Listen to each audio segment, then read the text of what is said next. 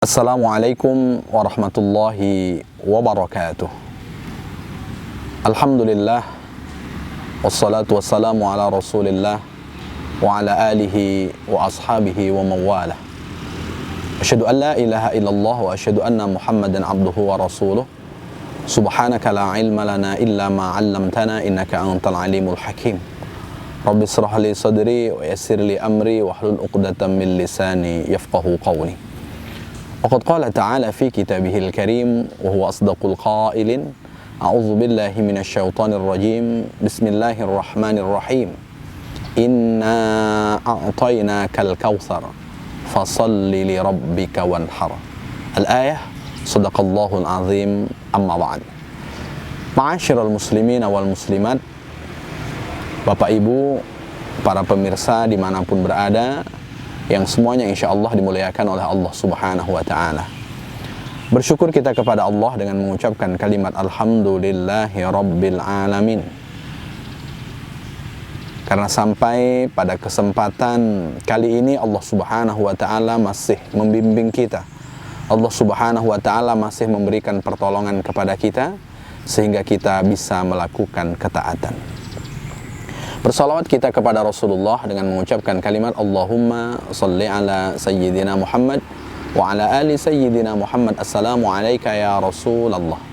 Seraya berharap semoga kita menjadi bagian dari umat Rasulullah yang kelak mendapat syafaatnya di padang mahsyar, dikumpulkan dengan beliau di dalam surga Allah Subhanahu wa Ta'ala. Amin ya Rabbal Alamin.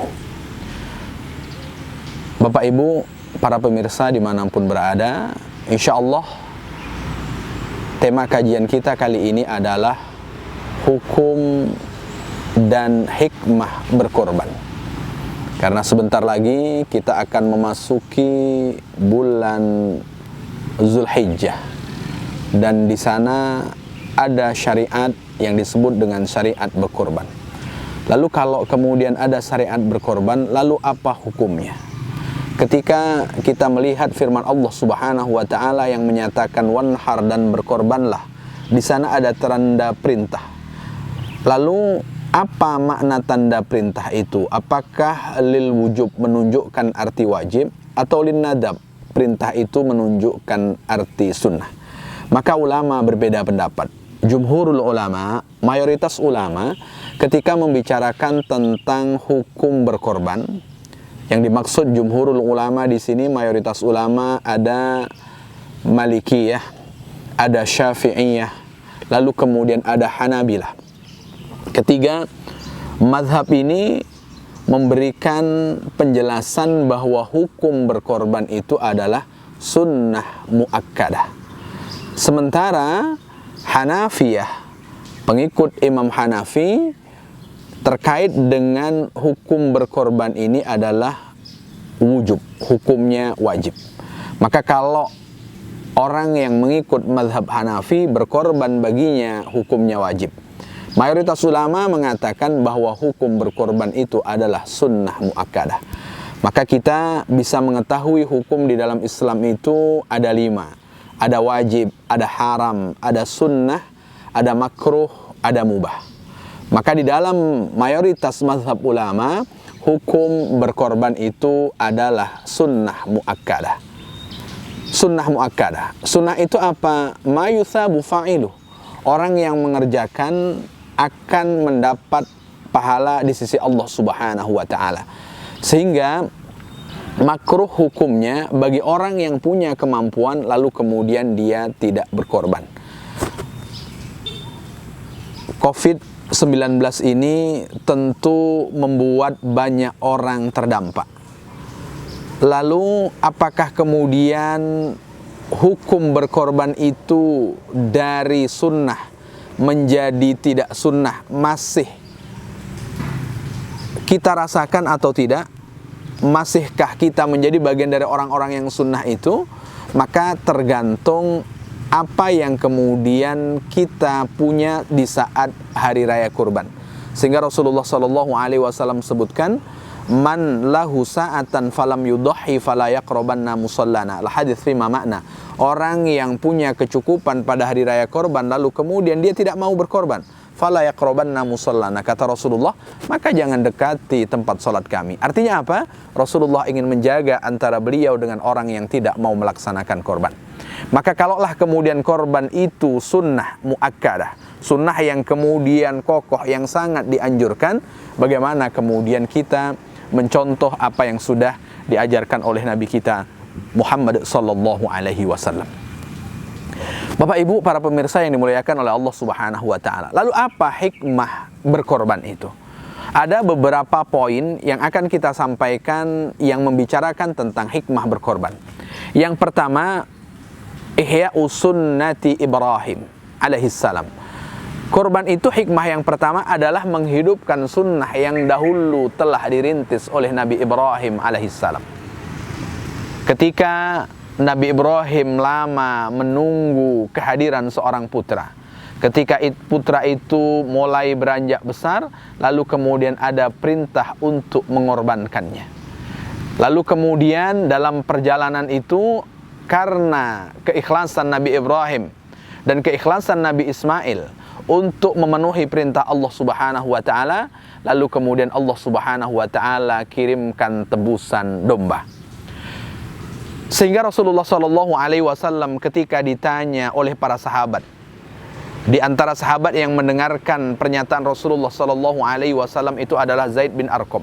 Ma hadhil adhahi ya Rasulullah? Rasul, korban yang kita lakukan ini apa ya wahai Rasulullah sallallahu alaihi wasallam? Korban apa? Lalu kemudian Rasulullah sallallahu alaihi wasallam menjawab, sunnatu abikum Ibrahim, bahwa korban yang akan kita lakukan itu adalah sunnah bapak kalian yang bernama Ibrahim alaihissalam. Artinya orang yang berkorban berarti meneruskan tradisi baik yang diajarkan oleh Nabi Ibrahim alaihissalam. Ketika para sahabat bertanya, Rasulullah menjawab bahwa korban itu adalah sunnah Nabi Ibrahim alaihissalam. Ketika ini jawaban Rasulullah sallallahu alaihi wasallam, kemudian para sahabat melanjutkan pertanyaannya, malana minha, Rasul, kalaulah korban itu sunnah yang dirintis oleh Nabi Ibrahim, lalu apa manfaatnya untuk kita? Bukankah sunnah Nabi terdahulu? Lalu manfaatnya untuk kita apa? Kalau korban itu sunnah Nabi Ibrahim, lalu kemudian Rasulullah sallallahu alaihi wasallam jawab, bikulli sya'ratin hasanah. Setiap helai rambut dari binatang yang dikorbankan itu akan dicatat sebagai kebaikan. Setiap helai bulu dari binatang yang dipotong pada hari raya korban itu akan ditulis sebagai satu kebaikan. Kita tak pernah menghitung berapa jumlah bulu domba yang kita potong. Kita tak pernah menghitung berapa jumlah bulu sapi yang disembelih. Kita juga tak pernah menghitung berapa jumlah bulu kerbau yang dipotong, lalu kemudian onta, dan hewan-hewan yang kemudian diperbolehkan untuk digunakan berkorban. Kita tak pernah menghitungnya berapa jumlahnya. Tapi kemudian ketika Rasulullah SAW menjelaskan bahwa orang yang berkorban itu di antara usaha menghidupkan sunnah Nabi Ibrahim alaihissalam. Sehingga di antara yang dikabarkan oleh Allah Subhanahu wa taala dalam surat An-Nahl ayat yang ke-123, a'udzubillahi minasyaitonirrajim, tsumma auhayna ilaika anittabi millata Ibrahim hanifa. Kemudian kami wahyukan kepadamu wahai Muhammad untuk mengikuti agama Ibrahim yang lurus. Artinya satu di antara syariat anjuran yang ada pada Nabi Ibrahim lalu kemudian diteruskan oleh Nabi kita Muhammad SAW sehingga sampai pada kita, di antaranya adalah menghidupkan sunnah berkorban. Memang kalau dirujuk kepada Nabi Ibrahim alaihissalam, tapi dalam 14 abad yang lalu tentu kaitannya dengan Nabi kita Muhammad SAW.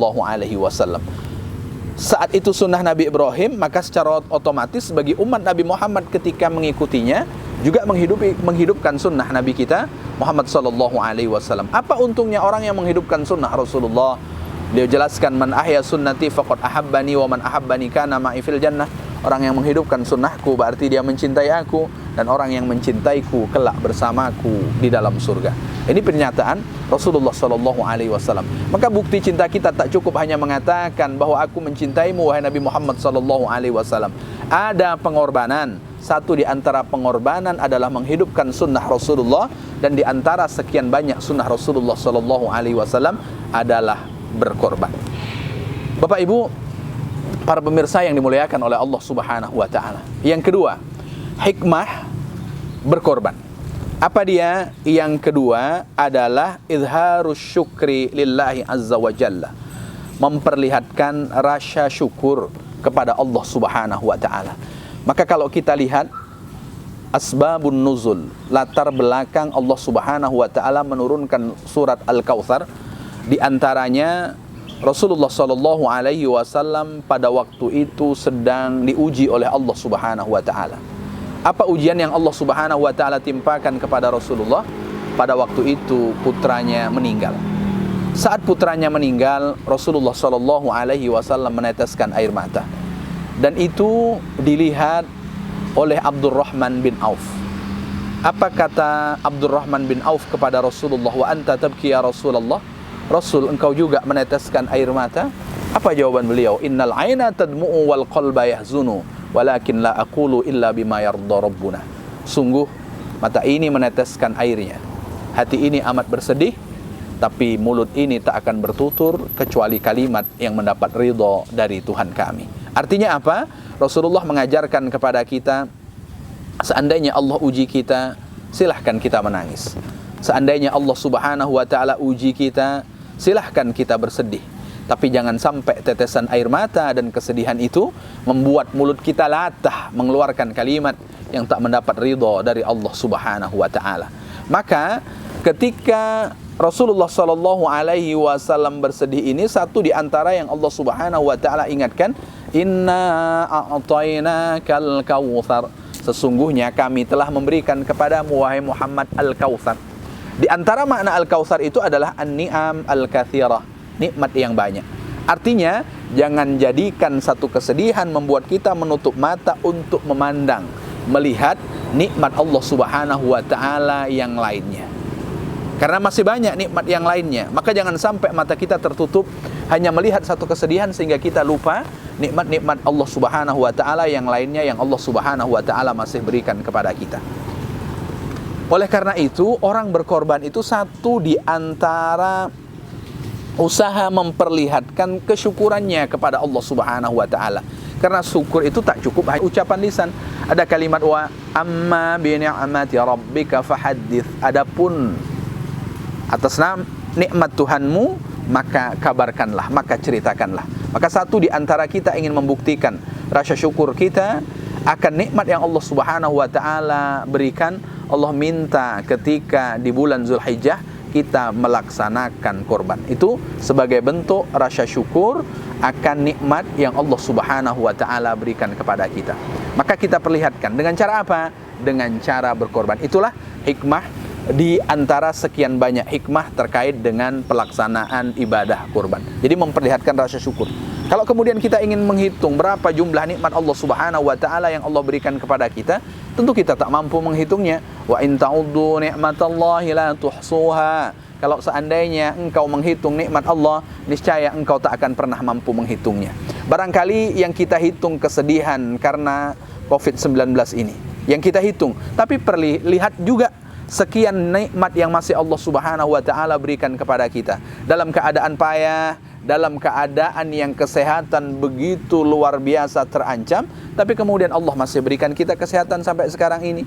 Dalam keadaan ekonomi pemasukan berkurang, tapi alhamdulillah Allah Subhanahu wa taala masih berikan kita kemampuan untuk bisa makan, untuk kemudian bisa menjalani hidup meskipun sudah lebih dari 3 bulan. Ini menunjukkan bahwa nikmat yang Allah Subhanahu wa taala berikan kepada kita itu tidak terhitung. Maka satu di antara cara kita memperlihatkan rasa syukur akan nikmat yang Allah Subhanahu wa taala berikan kepada kita, tak lain dan tak bukan adalah dengan berkorban, yang itu menjadi bagian dari hikmah yang kedua. Yang ketiga, Bapak Ibu, para pemirsa yang dimuliakan oleh Allah Subhanahu wa taala, apa di antara hikmah berkorban? Di antaranya adalah wasilatun litawassu'ati alal ahli wal aqarib wal jiran. Apa dia? Kita berusaha menjadikan korban sebagai wasilah, menjadikan korban sebagai perantara. Perantara apa? Perantara agar kita melebarkan sayap untuk kemudian berbagi karunia yang Allah Subhanahu wa taala berikan kepada kita. Kepada siapa? Kepada keluarga. Kepada siapa lagi? Kepada aqarib, kerabat, sanak famili. Lalu kemudian kepada siapa lagi? Kepada jiran, kepada tetangga. Jadi ada yang kemudian hikmah yang bisa kita ambil dari korban di bulan Zulhijjah itu. Kenapa? Kita bisa memperluas untuk kemudian berbagi bukan hanya kepada keluarga kita, tapi kemudian kepada sanak famili. Tidak berhenti di situ saja, lalu kemudian kepada para tetangga kita. Maka oleh karena itu, Bapak Ibu, pemirsa yang dimuliakan oleh Allah Subhanahu wa taala, bagaimana atas karunia yang Allah Subhanahu wa taala berikan kepada kita, berkorban kita jadikan wasilah untuk kemudian kita bisa berbagi lebih luas. Kalau kemudian kita berbicara tentang makan daging, barangkali ada di antara orang yang setiap harinya mampu membeli daging. Kalau kemudian kita berbicara tentang daging, meskipun tak setiap hari, barangkali satu pekan bisa membeli daging. Tapi melalui hari raya korban, tentu mengajarkan kepada kita bagaimana korban ini kita jadikan wasilah. Korban itu bukan tren.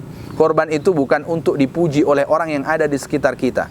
Korban itu bukan untuk memperlihatkan status sosial kita. Tapi berkorban itu adalah bagaimana kita melebarkan sayap, bagaimana kemudian kita mengembangkan karunia yang Allah Subhanahu wa taala berikan kepada kita, tidak kita nikmati sendiri, tapi kemudian kita berbagi. Di sana ada keluarga, di sana ada kerabat, sanak famili, di sana ada tetangga, di sana kemudian ada fakir miskin.